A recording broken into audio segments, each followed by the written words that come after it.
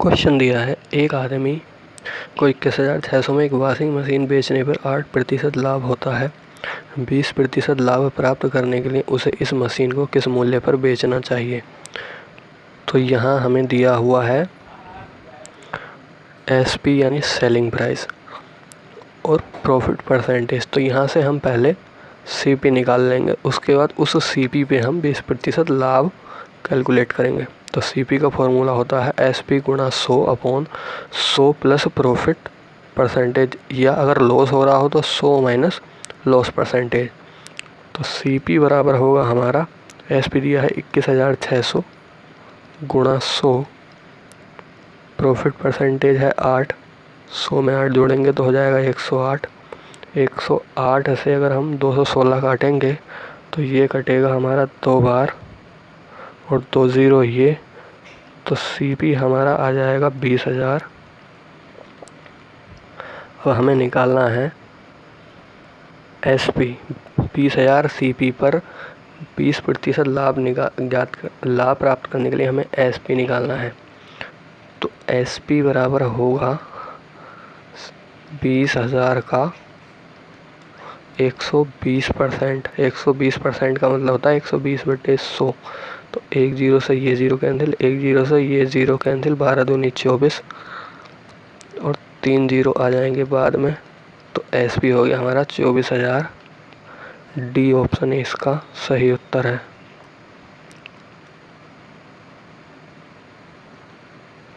Next question दिया है, एक वस्तु का अंकित मूल्य 400 रुपये है और उसे 10% और 12% की दो क्रमागत छूटों पर बेचा जाता है।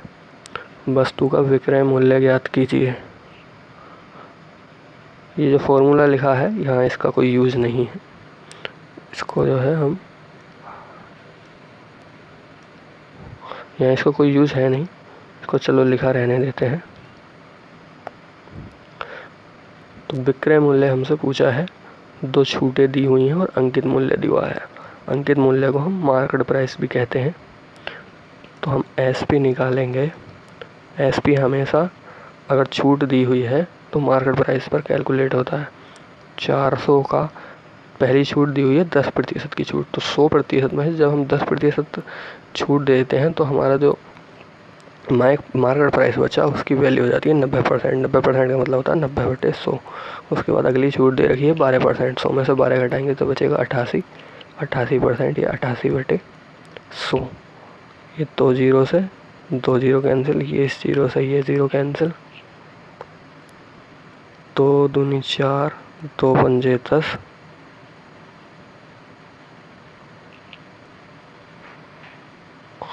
ये आ जाएगा हमारा 2 नेम 18 गुणा 88/5, या जब हम इसे सॉल्व करेंगे तो ये आएगा हमारा 316.8।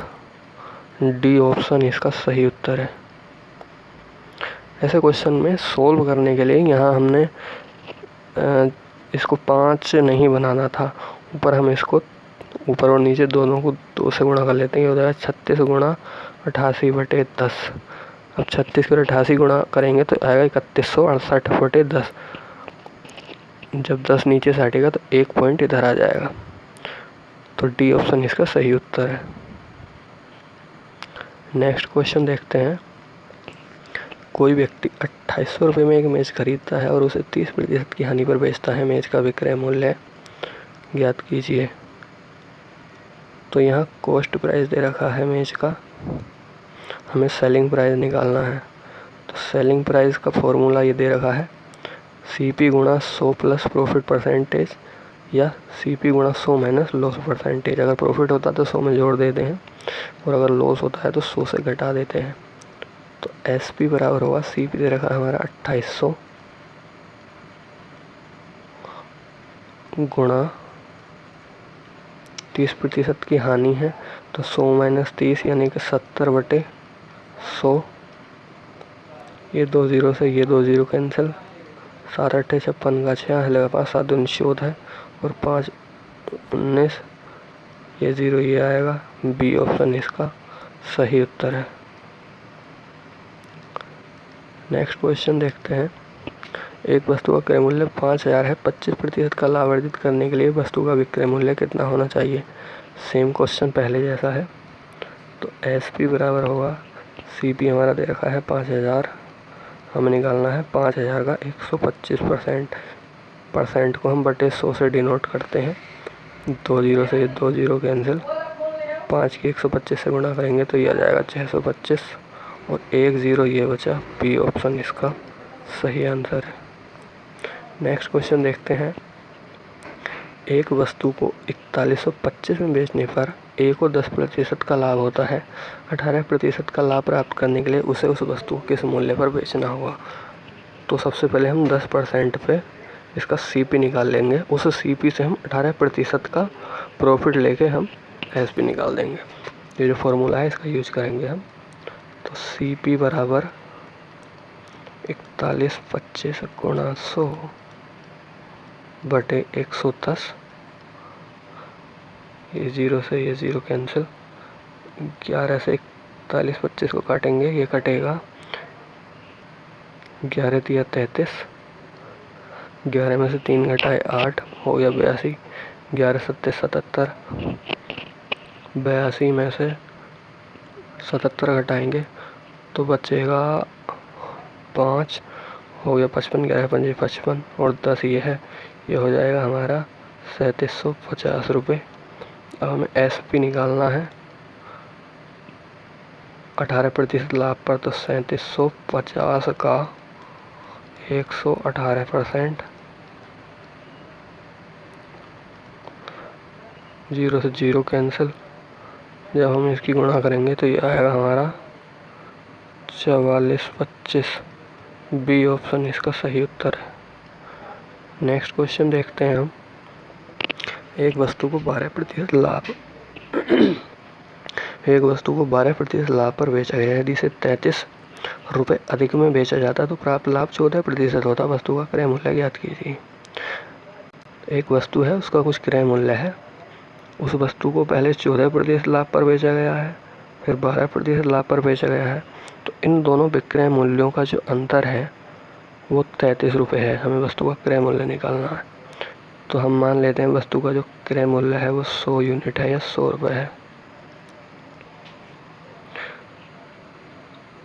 तो सेलिंग प्राइस हम निकालते हैं जब 12% प्रॉफिट हो। CP 100 रुपये है, 12% प्रॉफिट है, तो सेलिंग प्राइस हो जाएगा हमारा 112 रुपये। दूसरी कंडीशन हमें दे रखी है 14% प्रॉफिट की। 14% प्रॉफिट की कंडीशन में हमारा सेलिंग प्राइस हो जाएगा 114 रुपये।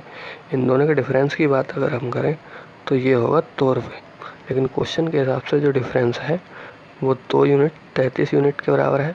ऐसे ही 1 यूनिट 33 बटे 2 यूनिट के बराबर होगी।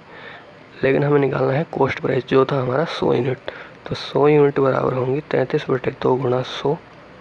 इससे इसको गुणा करेंगे तो एक भाग करेंगे तो जाएगा 50 बार, गुणा करेंगे तो होगा 5 तिया 15, 5 तिया 15 और 1 16, 1650 रुपये। सी ऑप्शन इसका सही उत्तर है।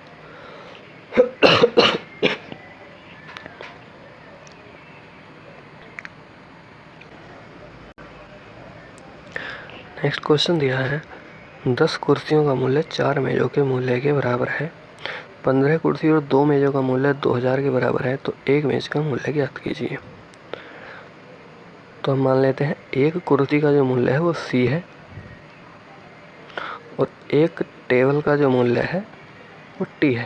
तो क्वेश्चन के हिसाब से दिया है 10C बराबर 40 और दूसरी इक्वेशन दी हुई है 15 चेयर प्लस 2 टेबल बराबर 2000। तो हमसे पूछा है एक टी कितना होगा। तो 10C बराबर 4 टी के है तो 5C 2 टी के बराबर होगा। ऐसे ही 15C की जो वैल्यू होगी वो 6 टी के बराबर होगी। तो इस 15C की वैल्यू यहाँ पे हम 6 टी रख सकते हैं। तो यहाँ रख देंगे 6 टी और 2 टी ये, तो ये हो जाएगा 8 टी। 8 टी की वैल्यू 2000 होगी। 1 टी की वैल्यू 8 दूनी 16, बचा 4 हो गया 40, 8 पंजे 40, 250। तो 1 टी की वैल्यू 250 आ गई हमारी। सी ऑप्शन इसका सही उत्तर है। नेक्स्ट क्वेश्चन देखेंगे। 12% लाभ और 4% हानि पर किसी वस्तु के विक्रय मूल्यों का अंतर 28 था। वस्तु का क्रय मूल्य ज्ञात कीजिए। मान लेते हैं वस्तु का क्रय मूल्य कॉस्ट प्राइस 100 रुपये है। सेलिंग प्राइस जब 12% प्रॉफिट हो तो सेलिंग प्राइस जो होगा वो होगा हमारा 112 रुपये।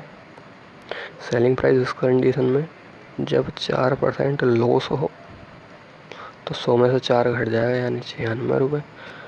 इन दोनों का डिफरेंस अगर हम निकालें तो ये होगा 12 4 16 यूनिट।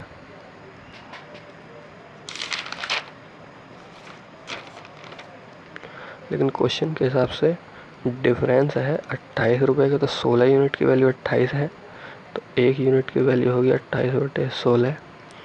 ऐसे ही 100 यूनिट की वैल्यू अगर निकालनी हम चाहें तो होगी 28 गुणा 100/16।